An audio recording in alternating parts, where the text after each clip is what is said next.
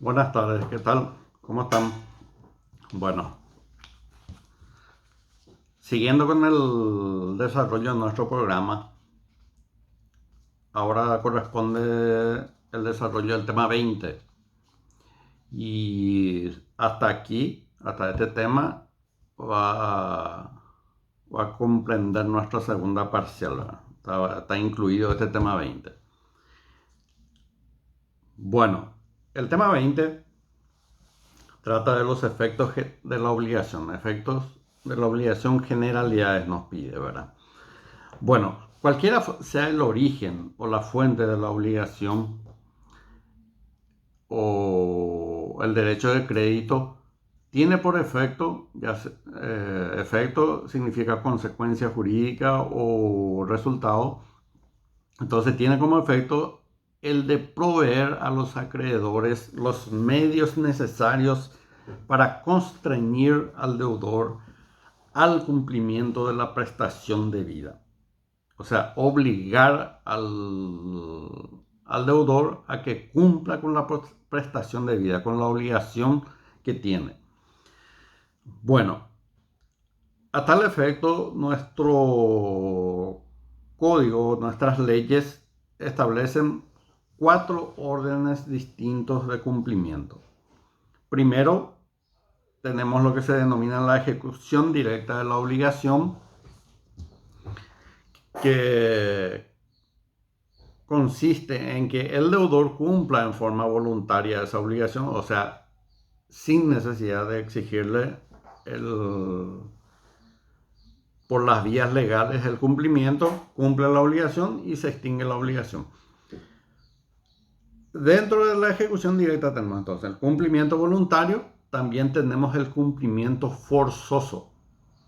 En los casos en que el tipo de la obligación permita, se le puede obligar por medio de la fuerza al deudor a cumplirlo. Por ejemplo, en las obligaciones de entrega de una determinada cosa, por ejemplo, 1000 toneladas de soja. Entonces, eso se puede ordenar el secuestro y que la entrega se haga en forma forzosa, ¿verdad?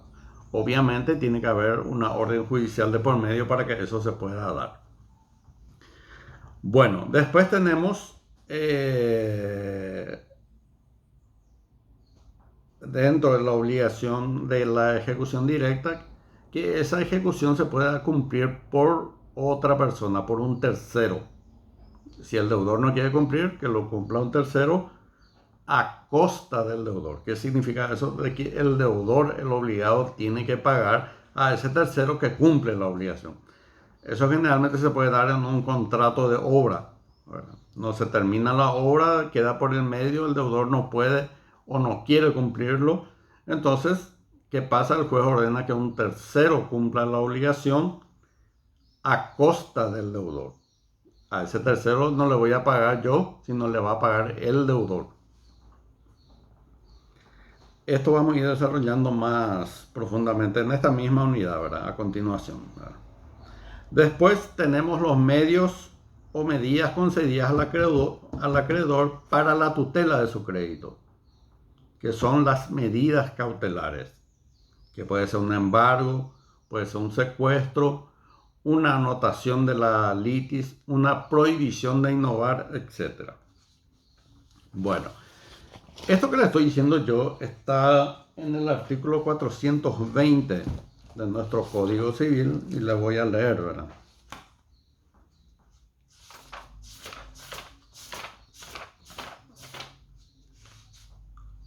Artículo 420 de nuestro Código Civil establece: el acreedor, como consecuencia de la obligación, queda facultado a para emplear los medios legales a fin de que el deudor cumpla con la prestación. Es la ejecución directa, ¿verdad? Entonces, se le obliga al deudor a cumplir la obligación o en todo caso que un tercero cumpla la obligación, ¿verdad?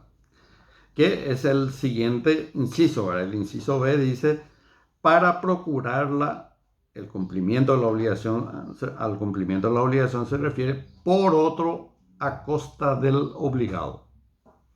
Y por último dice, y el inciso C, para obtener la indemnización pertinente. Eso se da, a eso se le denomina ejecución indirecta, se da cuando el deudor ya no puede cumplir la obligación o se niega a cumplirla o sea imposible, ¿verdad?, para el deudor cumplir esa obligación. Entonces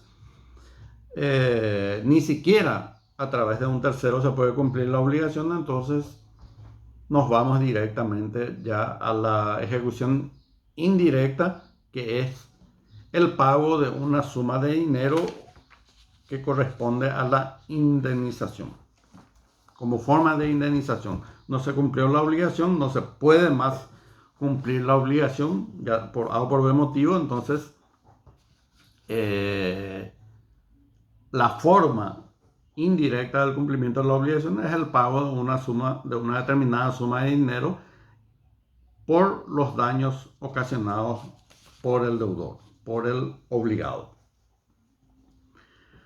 Bueno, y justamente esto es el siguiente punto de nuestro programa: cumplimiento directo y cumplimiento indirecto de la obligación. Cuando hablamos de cumplimiento directo,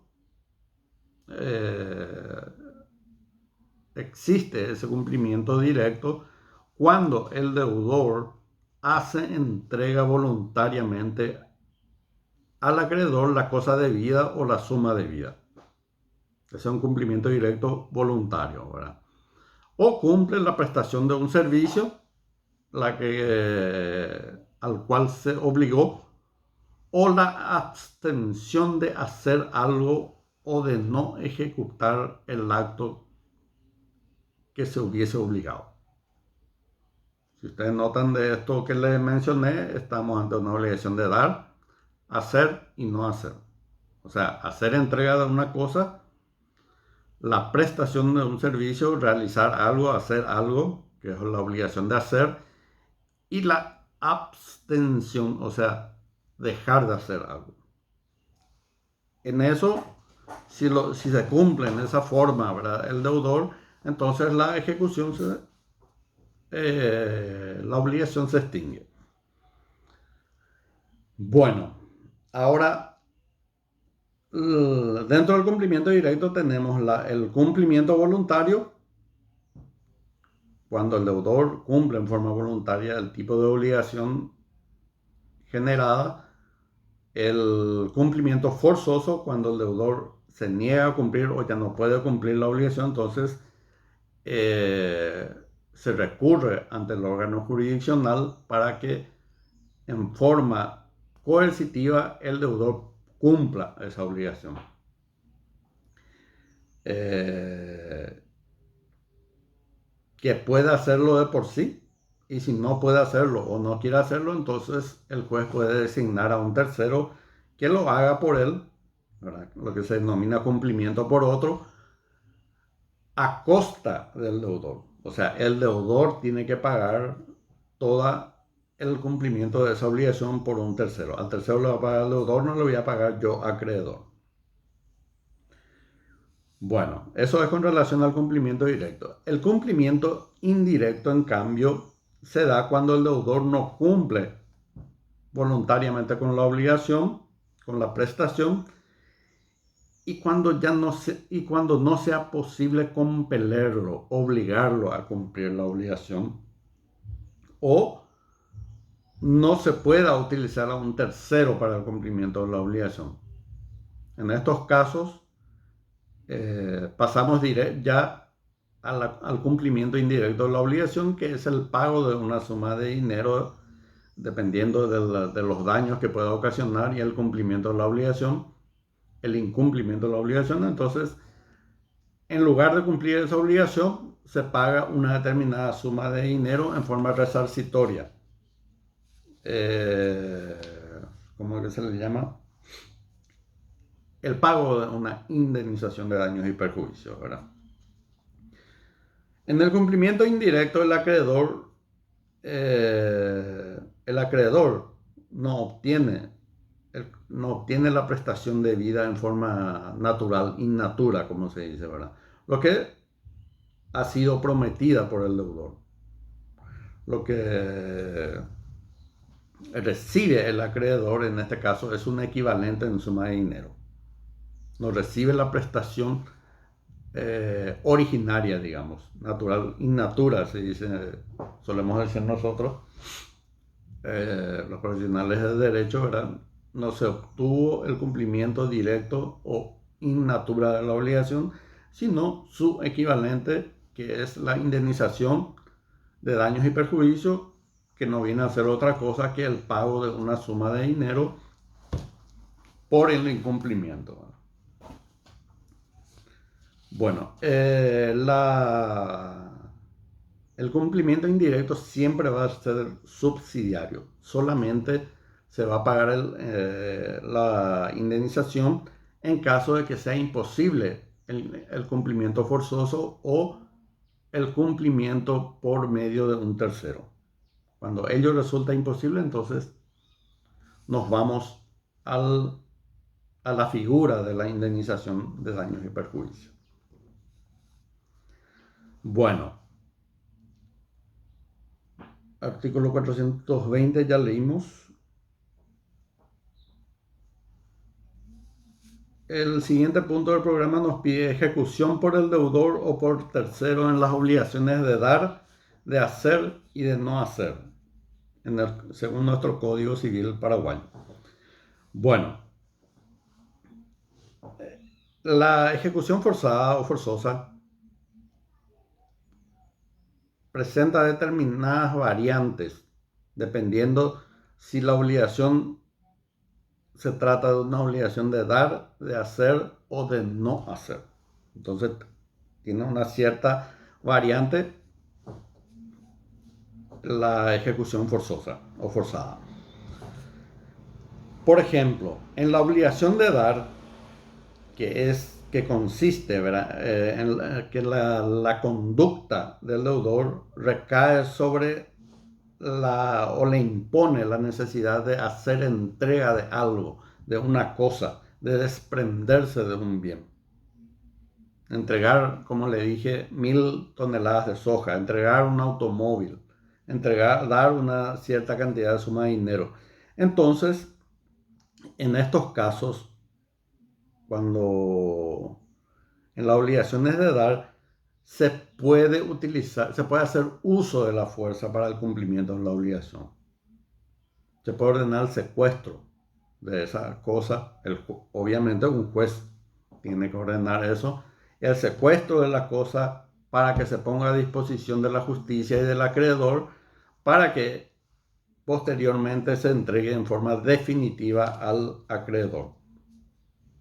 ¿Está?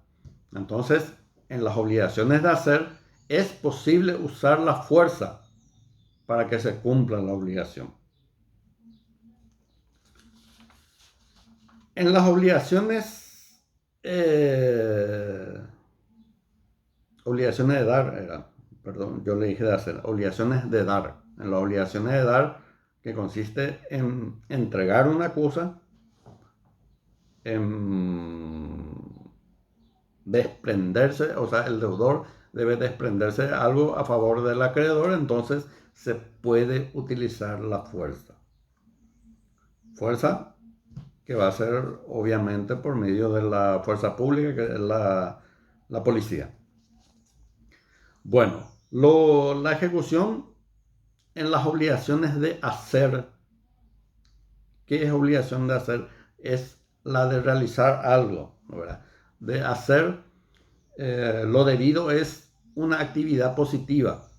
Por ejemplo, un contrato de obra. Yo le contrato a un arquitecto para que construya una vivienda, ¿verdad? En un determinado tiempo y por un determinado monto. Bueno, en este tipo de obligaciones, en la obligación de hacer, no es posible el imponer el cumplimiento compulsivo. O sea, no se puede utilizar la fuerza. No puedo yo agarrarle la mano o llevarle a la policía y que a punta de pistola le haga cumplir esa obligación al acreedor. ¿Por qué? Porque la conducta de la persona humana es incoercitible según nuestra Constitución Nacional. No se le puede obligar, Si no quiere hacer, no hace. ¿Verdad? Bueno, pero ¿y cómo queda mi derecho? Entonces, en estos casos, el cumplimiento de la obligación forzosa no se puede obligarle en forma utilizando la fuerza al deudor. Entonces pasamos a la siguiente posibilidad, que es que esa obligación sea cumplida por un tercero a costa del deudor. Se va a determinar que otro profesional concluya la obra que no concluyó el deudor, el obligado, y entonces se culmina la obra, se cumple la obligación, pero el que tiene que pagar es el deudor, no el acreedor, ¿verdad? El acreedor no le va a pagar al tercero designado para cumplir la obligación. ¿Está? El ejemplo, como le dije, el contrato de obra, ¿verdad? Y con relación a las obligaciones de hacer, puede también existir obligaciones que se tienen en cuenta aptitudes personales, por ejemplo, escribir un libro, pintar un cuadro, etc. En donde lo que se requiere es la aptitud personal de esa persona, no la realización de la cosa misma. O sea, si yo quiero un cuadro de un Migliori o de algún pintor famoso, yo quiero el cuadro de él. Y lo contraté, ¿por qué? Por sus condiciones personales, aptitudes personales, no por pintar un cuadro, porque varias personas están dedicadas a pintar el cuadro, ¿verdad? Existen varios artistas, ¿verdad? Y si esa persona a quien yo elegí se obligó a pintarme un cuadro y no lo hizo, yo no puedo contratar a un tercero para que lo haga porque no va a ser igual, ni aunque sea su hermano, su hijo, etc. Tiene que ser de él. Esas aptitudes personales son únicas, ¿verdad? Otra persona puede hacer mejor o puede hacer peor, pero nunca va a ser igual. Entonces, a eso se le llama obligaciones intuite de persona, personalísima, que tampoco se le puede constreñir a que pinte, a que cumpla esa obligación, ni puedo pedir que un tercero lo cumpla a su costa. ¿Entienden? ¿Por qué? Porque es personalísimo eso ahora. Yo no quiero otro cuadro, yo quiero el cuadro de esa persona, porque me gusta la forma que él pinta. En esos casos tenemos que pasar directamente a la ejecución indirecta, o sea, pedir una indemnización por los daños ocasionados, daños y perjuicios. No se puede obligarla a que cumpla en forma directa, no se puede designar a un tercero que cumpla esa obligación. Por lo tanto, pasamos al inciso C del artículo 420, que es exigir el pago de una indemnización. Bueno, por último, en las obligaciones de no hacer. En este tipo de obligaciones lo fundamentalmente debido es una actividad negativa, o sea, una abstención, dejar de hacer algo, prohibir a que se haga algo, ¿verdad? Por ejemplo, ¿cómo es que se llama? La prohibición de hacer mejoras en un inmueble alquilado. Yo alquilo mi casa, una casa que tengo, digamos, de sobra, tengo otra casa y entonces lo alquilo. Pero dentro del contrato de alquiler yo establezco claramente de que no se puede hacer, que el inquilino, el locatario, no puede hacer mejoras en el inmueble. ¿Qué pasa si lo hace? A pesar de la prohibición contractual, entonces esa cosa puede ser destruida, no la mejora realizada puede ser destruida a costa del deudor. Eso es cuando ya terminó la obra, ¿verdad? Si la obra, ¿cómo se llama? Empezó o está por la mitad y recién ahí se da cuenta el acreedor de que se está incumpliendo el contrato con la obligación de no hacer, entonces se solicita al juez que se paralice esa obra. Y el juez tiene que ordenar paralizar esa obra atendiendo al contrato de locación en el cual una de sus cláusulas prohíbe hacer las mejoras. Y posteriormente, en la sentencia, ya se va a ordenar la destrucción total de las mejoras realizadas. Eventualmente, en algún caso puede ser que ya no se pueda destruir las cosas, entonces se le puede pedir el pago de una indemnización al deudor.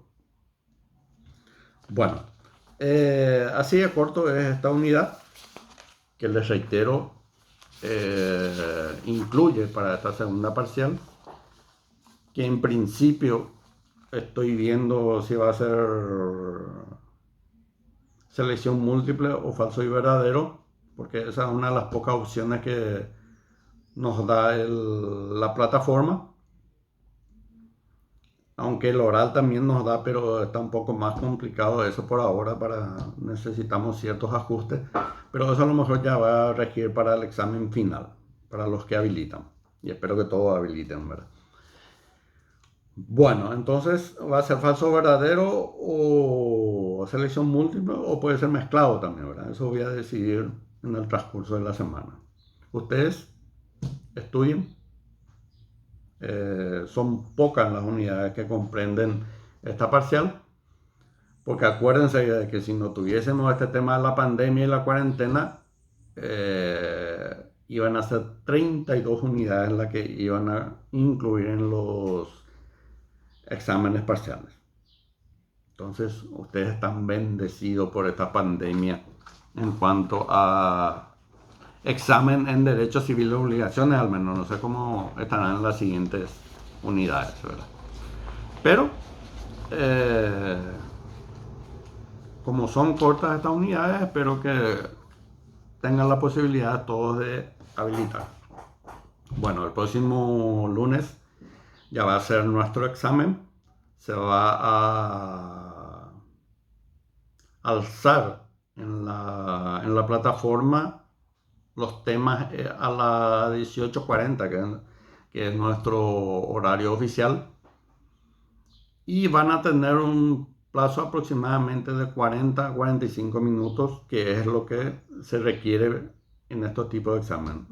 Nos dicen que máximo 2 minutos por cada pregunta. Entonces, eso voy a establecer todo y pasarle en la plataforma para que ustedes ya sepan, ¿verdad? Que va a ser 40 a 45 minutos. Si son 20 temas serían 40 nomás ahora, pero se le puede dar un 5 minutos más de regalo, ¿verdad? Para que puedan poder revisar o mirar de nuevo, a pesar de que van a tener una sola opción para marcar. Si marcaron una, ya no pueden marcar. El sistema no les va a dar la posibilidad de que puedan marcar otra vez. Y bueno, me imagino que ya estudiaron todo luego, ¿verdad? Pero espero que sigan repasando y que tengan un buen examen el próximo lunes. Estaremos hablando. Buenas noches.